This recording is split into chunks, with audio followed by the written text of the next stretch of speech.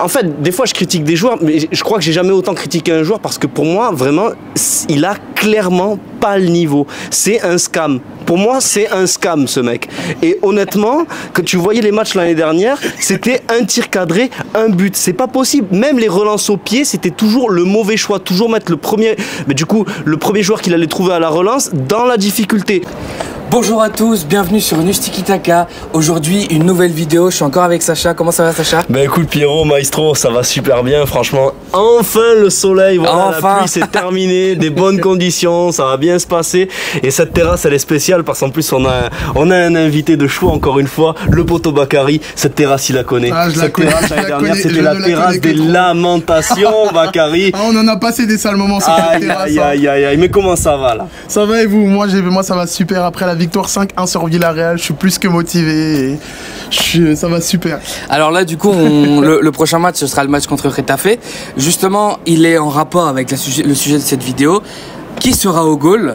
Est-ce que ce sera Iñaki Peña? On va commencer par ça. Je vais donner la parole à Bakary pour commencer. Il vaut mieux. Parce que Sacha, on a lourd sur la patate et il va nous dire plein de trucs. Gros sur le cœur. Mais pour commencer, du coup, Bakary, toi, qu'est-ce que t'en penses? Est-ce que tu vois Iñaki Peña capable? Moi, j'ai vu beaucoup de gens qui m'ont dit, pour moi, Iñaki Peña, c'est une question de mental. Est-ce que pour toi, ça l'est? Je suis d'accord sur le fait qu'un gardien de but, un joueur et un gardien de but en particulier, la confiance est essentielle, mais Iñaki Peña, malheureusement, je l'ai vu trop de fois en action pour me dire que à la limite en numéro 2 et encore c'est pas assez, mais alors en numéro 1 clairement pas.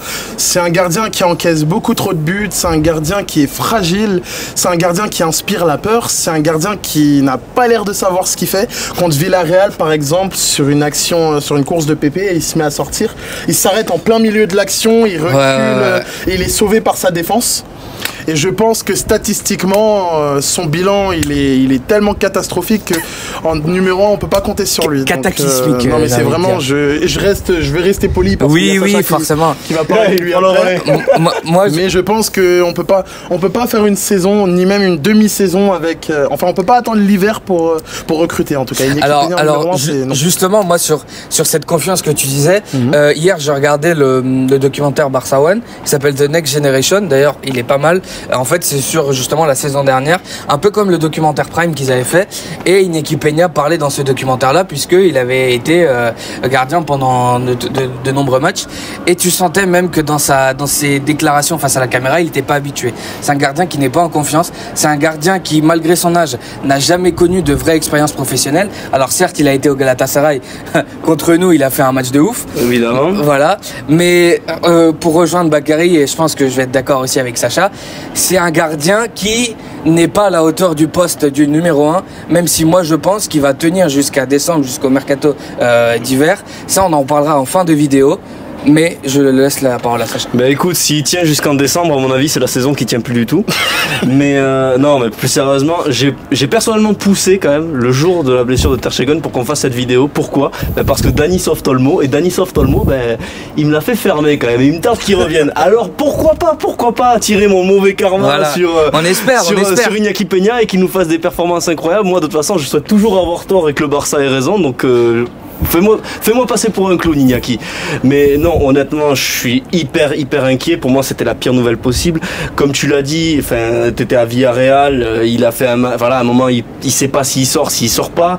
Ter Stegen en plus sortait vraiment d'un très bon match, d'une très bonne première mi-temps où et il te au-delà de ça, clairement. même dans ses sorties, il est pas serein. Non, mais il est serein nulle part parce que sa première intervention à Villarreal quand il rentre, j'ai cru qu'il allait provoquer un pénalty avec Ayose. Et en fait, ça fait écho aux nombreux matchs qu'on a fait toi et moi l'année dernière au Montjuic et où je disais au tout début, les gens me disaient Sacha, t'es vraiment dur avec Iñaki Peña. Parce que c'est vrai, en fait, des fois je critique des joueurs, mais je crois que j'ai jamais autant critiqué un joueur parce que pour moi, vraiment, il a clairement pas le niveau. C'est un scam. Pour moi, c'est un scam ce mec. Et honnêtement, quand tu voyais les matchs l'année dernière, c'était un tir cadré, un but. C'est pas possible. Même les relances au pied, c'était toujours le mauvais choix. Toujours mettre le premier joueur qu'il allait trouver à la relance dans la difficulté. Jamais sur le bon pied. Des fois, regarde par exemple, un autre truc moi qui m'a choqué.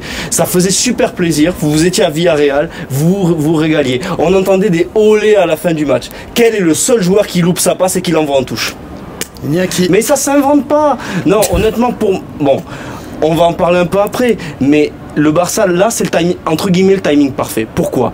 Il y a des matchs un peu facile sur le papier, même si on a vu que face à Almeria l'année dernière, il était capable de tout louper aussi, mais bon, passons.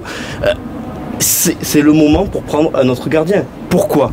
Parce que tu peux pas faire ta moitié de saison avec un gardien qui l'année dernière te prend 32 buts en 17 matchs et qui a un bilan de 39 buts encaissés avec le Barça en 22 matchs. Mais rendez-vous compte, on est presque à 2 buts par match, c'est le gardien du FC Barcelone.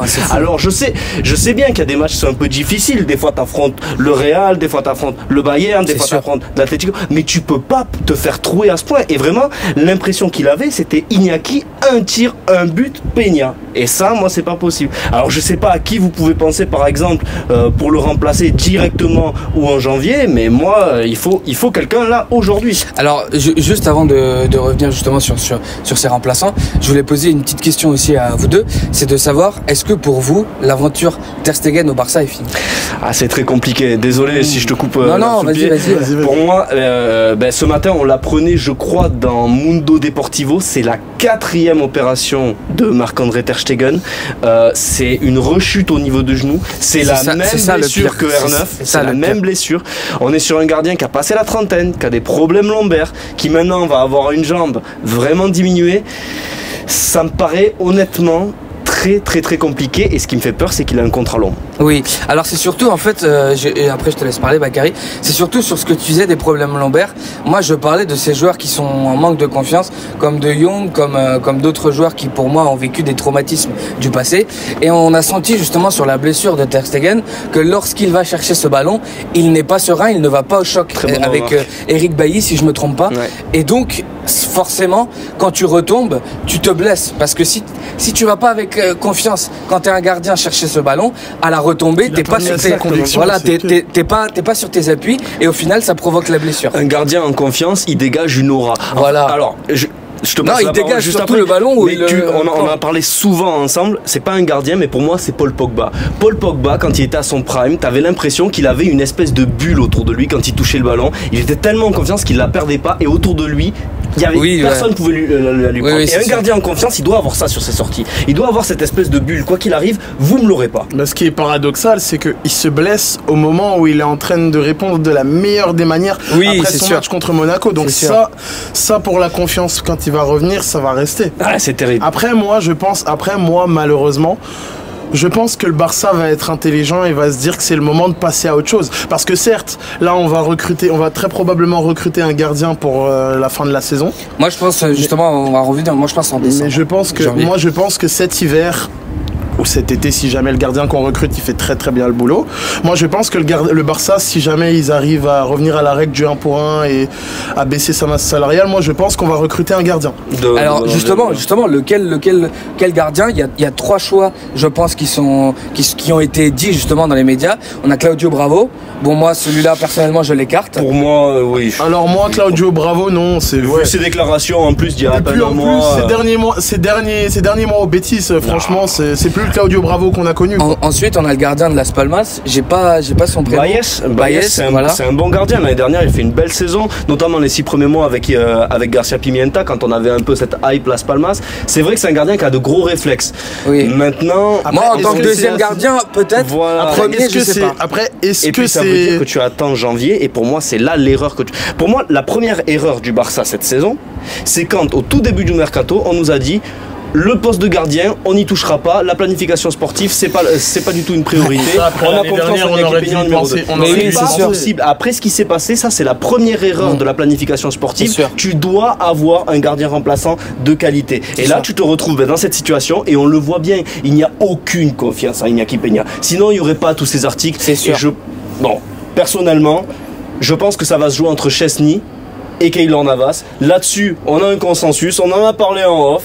Franchement, pour moi, Keylor Navas, ce serait un énorme coup. Maintenant, si tu peux en plus avoir Chesney, Alors là, pour moi, je pense qu'ils peuvent faire les deux, Sacha. Non, l'un ou l'autre. Ah, ok. L'un ou l'autre. Mais si après, ce qu'on disait, c'est que Ter Stegen, il libère beaucoup de fair play financier. Non, mais c'est pour ça. En fait, le Barça, du coup, peut réinvestir 80% du salaire de Ter Stegen. Parce que c'est longue durée. Voilà, dans l'achat d'un nouveau gardien, dans le salaire d'un nouveau gardien libre. On va pas galérer. Donc, théoriquement, vu le salaire de Ter Stegen, je crois qu'il est marge à 20 millions bruts l'année.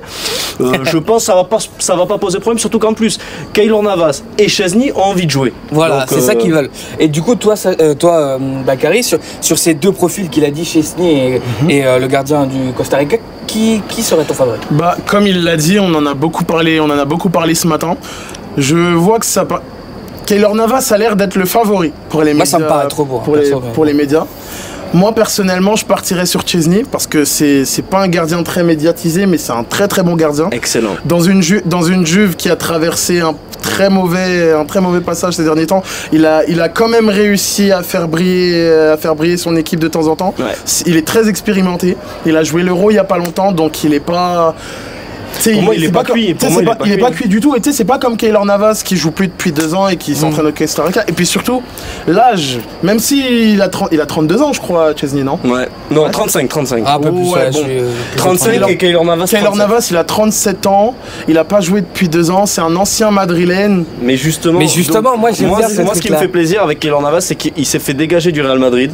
Et donc il a oui, pareil au PSG. Et pour moi, en fait, il y a quelque chose qui s'apprend pas, et surtout chez les gardiens, c'est être décisif dans les matchs importants. Ça s'apprend pas, je suis désolé. Et ça, il l'a. Ça, il l'a. Pour moi, ça, il l'a, vraiment, certes, et on est d'accord. Prêt? Mais ben justement, là, tu as quelques matchs un peu faciles, entre guillemets, une trêve. Ça veut dire pendant un mois, tu te remets à 100%. Et je pense que quoi qu'il arrive, il est quand même dans une bonne forme. Bon, mais pendant un mois, tu prends ton temps, tu travailles.